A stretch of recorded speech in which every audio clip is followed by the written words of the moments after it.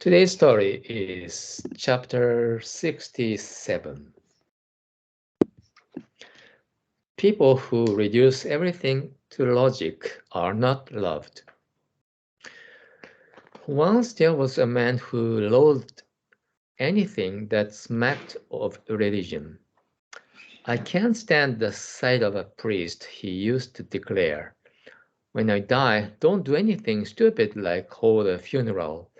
I just cremate my remains and scatter them from on high. Or, if that's too much trouble, throw them in the river. But life is uncertain. Sadly, the man's only son met with an untimely death.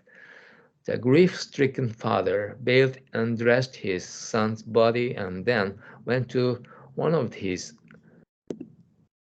detested temples. He bowed to the head priest and said, "Please put on a fine funeral for the repose of my beloved boy's soul." After the funeral, the boy's ashes were laid in the temple cemetery. It snowed that day. The man went up to his son's grave and tenderly brushed away the snow with his hand, then laid down some oranges and sweets he had brought. Placing his palms together, he said, "Son, you must be cold. Here, I brought you this. Eat up." He sounded exactly as if he were speaking to someone who was very much alive. He lingered by the grave for a long time, people said. Surely the man had not suddenly acquired a belief in the afterlife, yet something compelled him to behave as he did. Crushed with grief, he felt driven to arrange for a fine funeral and visit the grave. In fact, self-styled atheists frequently call on pastors or priests to perform wedding ceremonies or conduct funerals.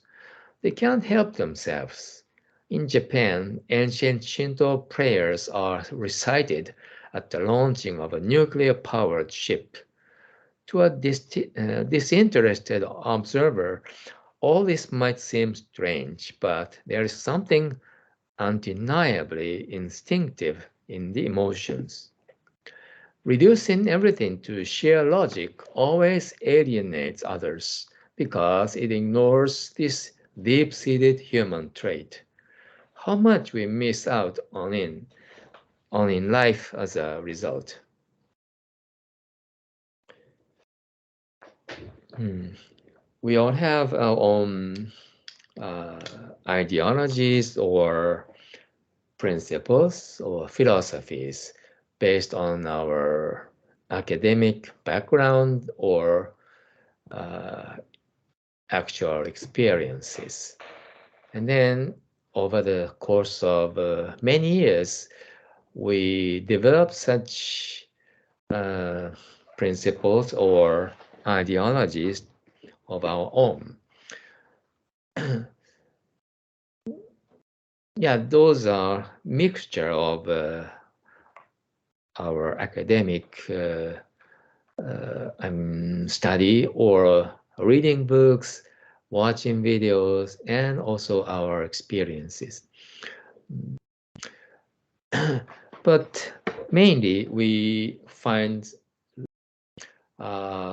affinity, we find we get related to a certain type of philosophy that already exists.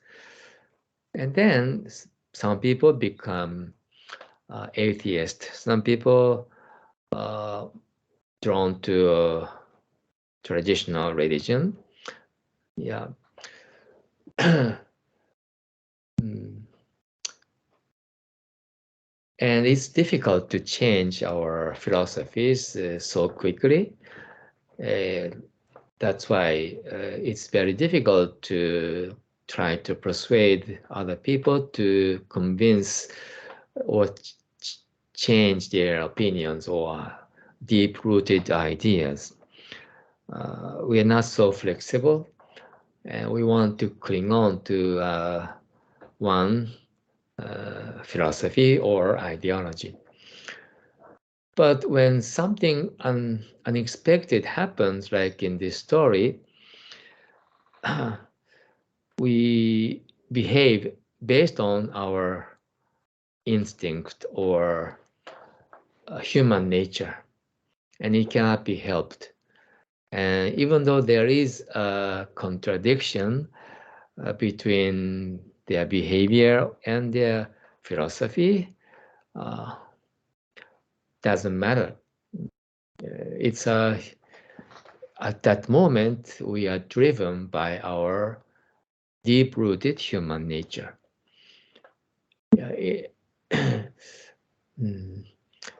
So we should understand this. We should know this, and yeah, what Buddha taught is, of course, all about true human nature, our true self. So the more we listen to the teaching, then the more we understand ourselves. And although we might have influenced so much by certain philosophies, then little by little, we will understand the truth. Yeah, truth doesn't change, and the man-made philosophy will change. Man-made law will eventually change, and based on people's conveniences and the change of time, change of place and culture, everything will fluctuate, but what is called truth will never change. Then our ultimate goal is to understand that truth and also our true self.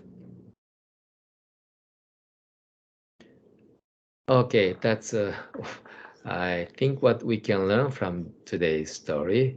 Good job, everyone. That's all for today's afternoon, morning, and recitation meditation practice. See you next time. Bye bye.